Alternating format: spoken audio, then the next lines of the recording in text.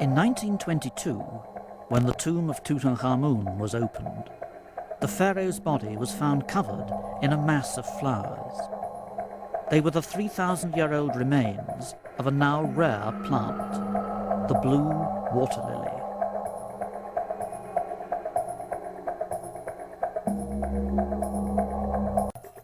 If the blue lily turned out to be psychoactive, our image of ancient Egypt could be radically changed. For what does it say about a culture if its supreme ruler is buried wearing a garland of drug plants?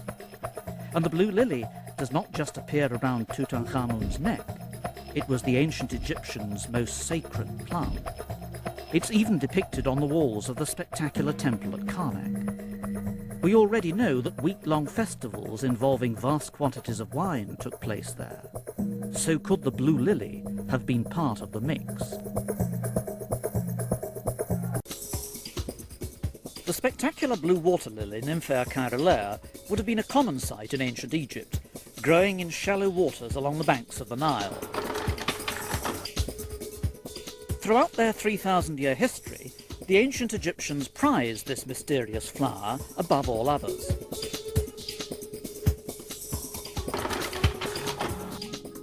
According to Egyptologists, the lily was the symbol of creation itself, the first object that emerged from watery chaos. And out of it was born one of the chief gods of Egyptian religion, the sun god, Ra.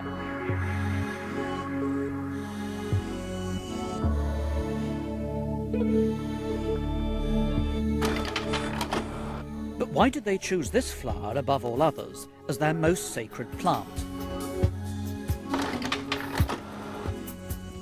A clue might lie in the art of ancient Egypt, in which blue lily flowers frequently appear. They're easily recognized by their spiky blue shape. Here, for example, is someone smelling one of the open flowers.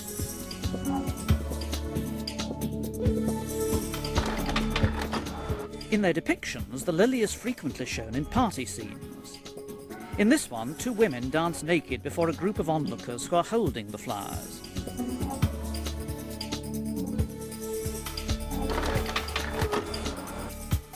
The lily also appears in other scenes of downright debauchery.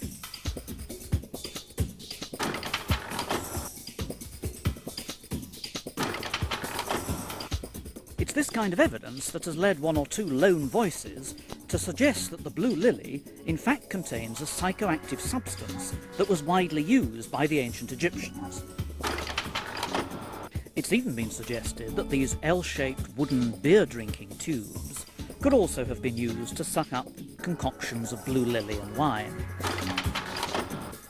Here we see one of these tubes being used to drink from a jar of liquid.